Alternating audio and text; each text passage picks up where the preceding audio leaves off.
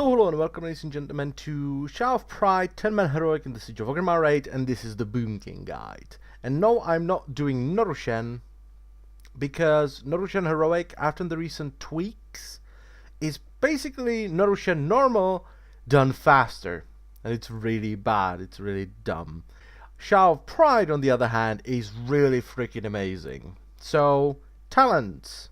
So, Displacer Beast for this fight is absolutely amazing, okay, because of the new fissure mechanic that shoots the sharp bolts, and because of the lock mechanic that you have to, unlock people by standing on the orange banana locks. It's really good. Just get Displacer Beast. It's awesome. Renewal. This fight, damage on this fight is insanely spiky, okay? It's like a bursty burst kind of burst.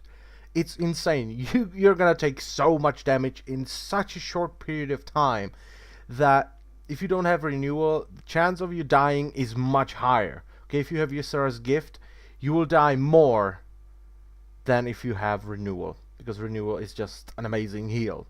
It's instant, it's 30% of your maximum health. Bam, just like that. Force of Nature. The movement required in order to do this fight properly is insane. You're gonna move all the time. On this fight, there is no such thing as standing still. It's just not happening, because if you do stand still, you're gonna get a shit ton of pride, and you're just gonna wipe your raid group. So you have to move all the time, which is why I recommend Force of Nature. I tried it with Incarnation like 2 or 3 times. I wasn't happy with it. It was awful. Okay, it felt really bad. Mighty Bash. Now this is because of the big ad that spawns at the back and just casts, and gives pride to people. On heroic mode, if you want to do this fight properly, you basically have to do the achievement. And what that is when the big ad explodes, when he dies, he will give pride to the 2 nearest raid members. Now, if you want to do the achievement and actually do heroic properly, because heroic Shout of Pride is about pride management, okay? If you have too much pride, you're just gonna die, and you get pride from almost everything. So what do you have to do? When you have Gift of the Titans, you basically have to stand right next to this ad, so there is no chance of anyone getting the pride from when he dies, okay? Because on this fight, you're gonna get so much more pride than on normal mode. It's actually dangerous. On normal mode, it's like, nah, whatever. On heroic mode, it's really important, which is why Mighty Bash is a really good thing. You're gonna use Solar Beam on this ad, he's gonna stop casting, and then you're gonna Mighty Bash him. And by the time he's out of Mighty Bash, he should be dead. If he's not, then your raid group is doing something wrong. Okay, everyone should switch to him and kill him as fast as possible, because every cast that he does will give someone pride. Okay, and Heart of the Wild, because towards the end of the fight, the damage is just insane. The damage gets just really, it gets ridiculous. You're gonna have shit ton of ads, people are gonna have a lot of pride. Sha will start doing insane amount of damage to everyone. So Heart of the Wild, just pop it towards the end of the fight and try to save Tranquility for it as well. Now, I want to revisit my absolutely amazing MS Paint skills, and I want to talk about the new mechanic which takes this fight from pretty good to absolutely amazing. And it's something I like to call the Pac-Man mode. Okay?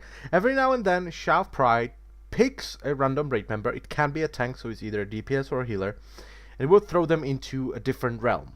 Okay? This realm is basically the same room with a maze. It's basically Pac-Man. Okay, and it will force you to run forward. You can't stop. Now, when you're thrown into this realm, in the normal world, there's gonna be like a shadow reflection of you. People have to DPS it down in order to release you. Now, in this maze, you can see the layout on the screen right now. There are little shahs running, in patterns. There are set patterns, okay? It's not random. It's always the same. And if you hit one of the shahs, you will die. You can't stop, you just have to run forward. You can stare, but you can't stop. If you hit one of the walls, the purple swirly walls, it will do a shit ton of damage to you. Now, throughout the arena, there are like yellow orbs that you can pick up. And what it will do, it will put a debuff on the shadow reflection in the normal world so it will take more damage and people can get you out of here faster.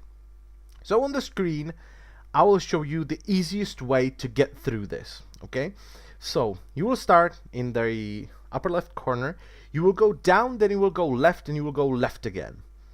If you're there, if you're at the end of the third arrow, you should remind your raid members that there is a reflection and they really need to DPS it down, okay? If they're quick, you will only do these 2 turns.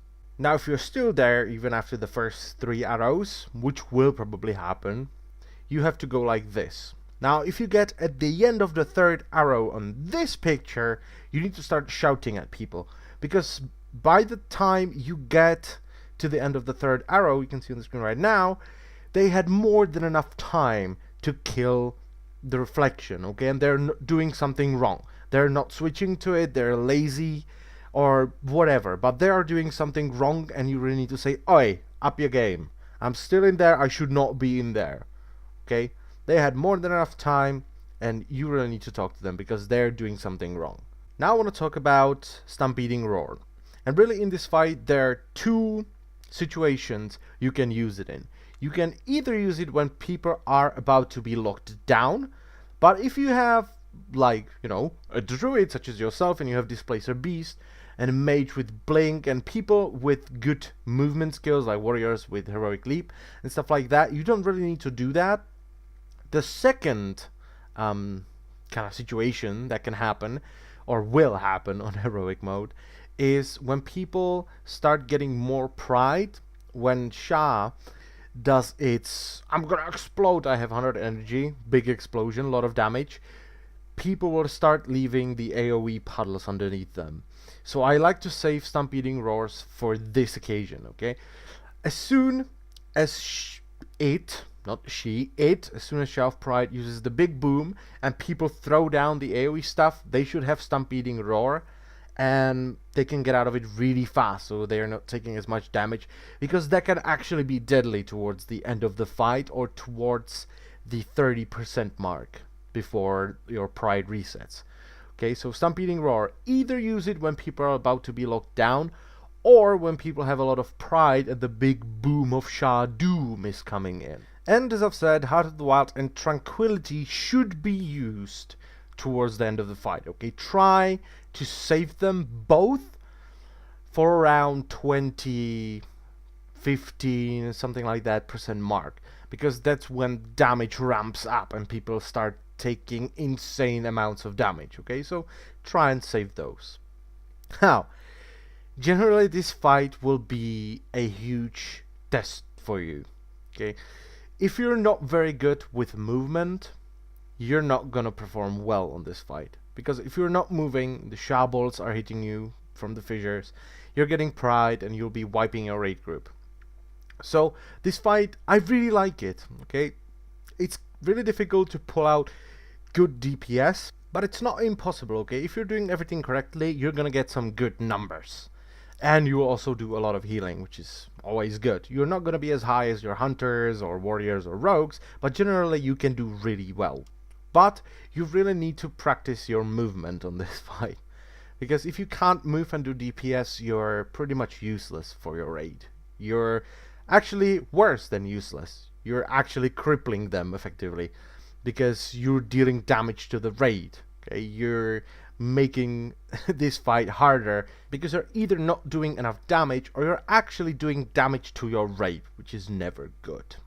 But what I think I like about this fight is, when you do it correctly, it's very rewarding. It feels really good because of all the healing and all the good stuff you can do, all the Stampeding Roars and stuff. But if you do it incorrectly, and you're actually not very comfortable with this fight, you can't do much damage, you're getting a lot of pride, it feels absolutely horrible. Okay, it's a horrendous feeling to fail on this fight. So that's why I like it, I think. And also the Pac-Man mode, that's really cool.